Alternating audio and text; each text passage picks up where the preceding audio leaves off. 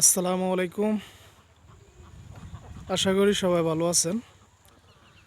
তো আজকে আমাদের বাড়ির উত্তর পাশে ছোট্ট একটা মাঠ আছে, যে মাঠে আলু, ভুট্টা, বিভিন্ন ফসল চাষাবাদ করছে। এদিকে আছে কিছু একটা ছোটোখাটো একটা মূলা ক্ষেত আছে, পাশাপাশি বাগুন, এই টক বাগুন লাগাইছে। এখনও টক বাগুন ধরে নাই, কারণ এই বছর পানি গেছে অনেক লেটে আমগো এই মাঠের থেকে।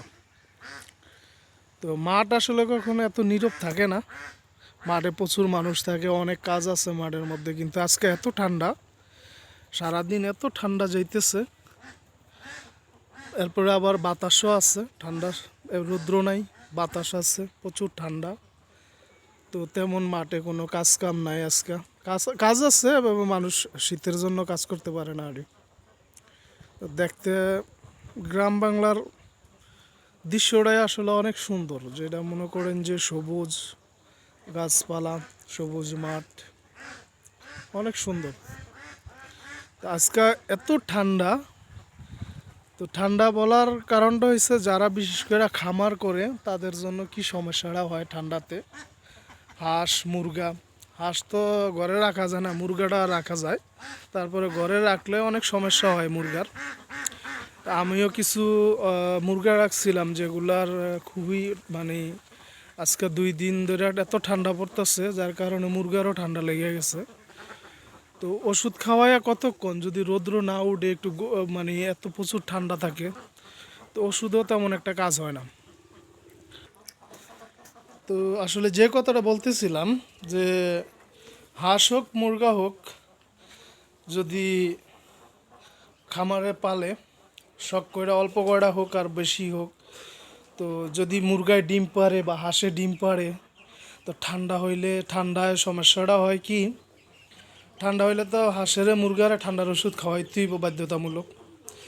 তো ঠান্ডার ওষুধ খাওয়াইলে মুরগার ডিম পাড়াটা খুবই মানে যতটুকু ডিম পাড়ার কথা ততটুকু ডিম পারে না। হাঁসের ক্ষেত্রেও একই অবস্থা।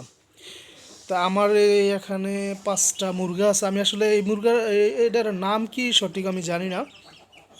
তো 5টা মুরগা আমি আছে এখন বর্তমানে। 10টা মুরগা রাখছিলাম ওই রাস্তা দিয়ে হকারেরা যখন গ্রামের রাস্তা দিয়ে বিক্রি করে, তো তখন আমি 10টা ছাও রাখছিলাম। আমি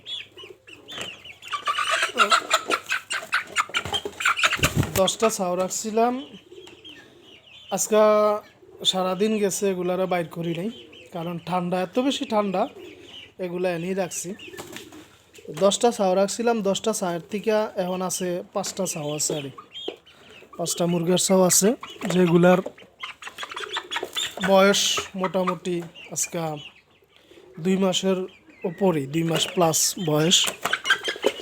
তো আসলে এগুলা ঠান্ডার সময়, তো তো ঠান্ডার সময় হয় কি, ঠান্ডার যে ওষুধটা খাওয়াইলে মুরগার ক্ষতির থেকে লাভের থেকে ক্ষতিটাই হয় বেশি মুরগার। আর মুরগা মনে হয় যে ঠান্ডাটায় খুবই সমস্যা হয় ঠান্ডায়। আর ওষুধটা অ্যান্টিবায়োটিক আছে, যেগুলা খাওয়াইলে খুবই ক্ষতি করে। এই যে দেখেন, একই একই একই সময়ের একই সাথের মুরগা, কিন্তু এখন হয়েছে এটা অনেক ছোট রয়েছে, কারণ এটা অসুস্থ হয়ে এমন অবস্থা হয়েছে যে খুবই খারাপ অবস্থা। ওষুধ খাওয়াইতে খাওয়াইতে আর মনে করেন যে ভিতরে সব জ্বালায় ফেলাইছি। তো এখন একটু বাইরে দিছি এগুলারে, বাইরে একটু আদার টাদার আছে, আশেরে আদার দিছি। এই জায়গায় আশেরে আদার দিয়ে রাখছি, আশে আইতেছে পানির থেকে আদার খাইতেছে। তো আমি এই মুরগাগুলা 10টা মুরগা রাখার উদ্দেশ্যটা হয়েছিল কি, আশে আদার খাওয়ার পরেও নিচে এখানে প্রচুর আদার থাকে, ফিট, গম, বিভিন্ন ধরনের প্রচুর আদার পইরা থাকে, যেগুলো হাঁসে পরে নিচের থেকে আর হাঁসে খাইতে পারে না। আমার এই মুরগাগুলো রাখার উদ্দেশ্য ছিল এটা, যে যতটুকু আদার, যাতে আদারটা নষ্ট না হয়, নিচে যে আদারটা পড়ে, যেমন এই যে মুরগাটা খাইতেছে নিচের আদারটা। তো আমার উদ্দেশ্যটা ছিল যে নিচের আদারটা মুরগা খাইয়ে লাইব। তো ওই মুরগাটি যদি খায়, ওটা আমার, ওটা পুরোটাই আমার লাভ, কারণ এই আদারটা এনে পয়রা থাকলে নষ্ট হইব। পানি এই জায়গাটা আবার পরিষ্কার করলে পানি টানি দিলে আদারটা পানির সাথে ওই পুকুরে চলে যাইব। কিন্তু মুরগাটা যদি খায় তাহলে এই মুরগাটা এই আদারটার থেকে এই মুরগাটা হইতেছে। আর এমন যদি 10টা মুরগা হয় আমার, তাহলে কমসে কম মাংসের যে একটা প্রত্যেকটা ফ্যামিলিতে মাংসের যে যতটা মুরগার একটা মাংসের চাহিদা থাকে, তো এটা পূরণ হয়ে যাইব। আসলে এই চিন্তা ভাবনাই রাখছিলাম। তো এর সাথে প্রথমেই একটা বাচ্চা মারা গেছে আনার 3-4 দিন পরে। তারপরে আবার এদিক দিয়ে বাইরে গেছিলো, নেটের বাইরে, একটু বাউন্ডারির বাইরে গেছিলো। তো আমগো দিকে আবার শিয়াল আছে, বেজি আছে। তো এভাবে আরও 2টা বাচ্চা গেছে। তো এভাবে যাইতে যাইতে ব্যারামেও গেছে, আবার ওই শিয়ালে বেজিও খাইছে। এরকমভাবে খাইতে খাইতে 5টা মুরগা আছে এখন। তো আশা করি আর 15 দিন পরে আশা করি এগুলা খানার উপযোগী হয়ে যাবে, খাইতে পারবো। তো খামার যদি যারা খামার করে, ছোটোখাটো একটা খামার করে, তাদের একটা সুবিধা কি, কিছু পরিমাণ মুরগা, কিছু পরিমাণ হাঁস এগুলা রাখলে তা মাংসর জন্য তেমন একটা প্রবলেম হয় না। খামার থেকে তাদের সংসারে মাংসটার যোগান হয়ে যায়। তা আসলে তার জন্য মানে খামারে সফল হইতে হইব। খামার অল্প বেশি হোক আর কম হোক, সফলতা আসতে হবে খামার থেকে, তারপরে আনি। তো যে অবস্থা আমি এখন এই জায়গায় তেমন একটা কিছু করতে পারতেছি না, কারণ এদিক দিয়ে যে পুষ্কুনির যে পাড়া ছিল বাইঙা টাইঙা গেছে, আসে বাইঙা লাইছে। এদিকে কিছু এই যে একটা এখানে একটা তুলসী গাছ আছে, যেটা ওই জায়গায় ছিল। তো ওই জায়গায় যখন পার বাইঙা গেছে এই জায়গায় আইনা রাখছি। তারপরে এদিকে কিছু আমি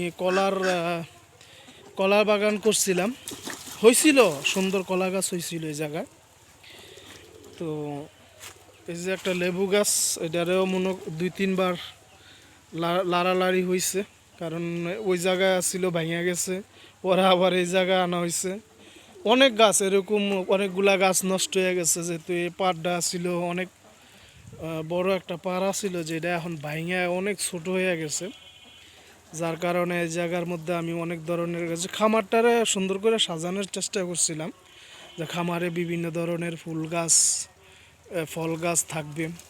তা আসলে পারি নাই, তবে ভবিষ্যতে ইনশাআল্লাহ আশা আছে, চেষ্টা আছে কিছু করার, এই জায়গাটারে আরও সুন্দর কইরা। তো বাকিটা আল্লাহ ভালো জানে আশা কতটুকু পূরণ হবে। তো দোয়া করবেন সবাই, যে আমার একটা ছোট্ট স্বপ্ন আছে যে খামারটারে আমি সুন্দর করে একটা সাজাই, একটা আদর্শ খামার বানানোর জন্য। আর কিছু ভুলভ্রান্তি আছে, যার কারণে অনেকটাই ক্ষতির মুখে পড়ছি।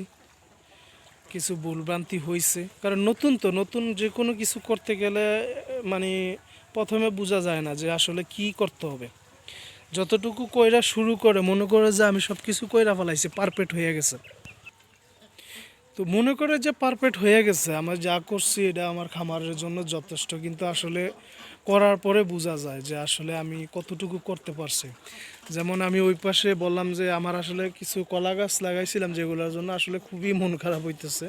ওগুলা ওই পার ভাঙা যাওয়ার সাথে সাথে ওগুলা ওদিকে নষ্ট হয়ে গেছে, গাছগুলা কাইটা ফেলাইতে হয়েছে, কারণ পানিতে পড়ে গেছে। তো কেন কষ্ট লাগতেছে এটা আমি দেখাইতেছি, কারণ আমার এই খামারটার পেছনে একটা কলা গাছ আছে, মানে একই সময়ে আমি কলা গাছগুলো এনে লাগাইছিলাম, খুবই ভালো জাতের কলা লাগাইছিলাম। তো তো কষ্ট লাগার কারণ হয়েছে ঘরের পেছন সাইডে একটা কলা গাছ আছিল, যেটা অনেকগুলা, আর ওই কলা গাছের দিকে আরও অনেকটা পোল ছাড়ছে, এই যে দেখেন বড় হয়ে গেছে।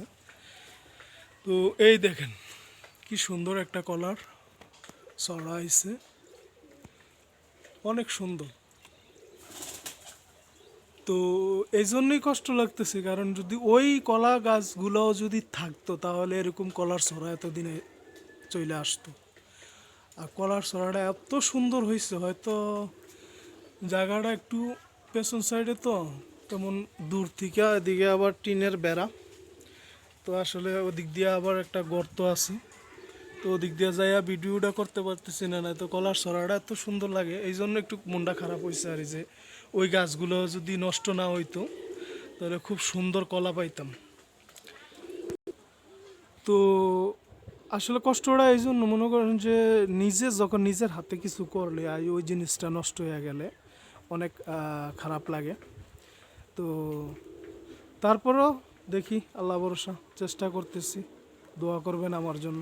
চেষ্টা করি, দেখি এই খামারটা কতদিনে কতভাবে সুন্দর করতে পারি। তো দোয়া করবেন সবাই আমার জন্য, যাতে আমি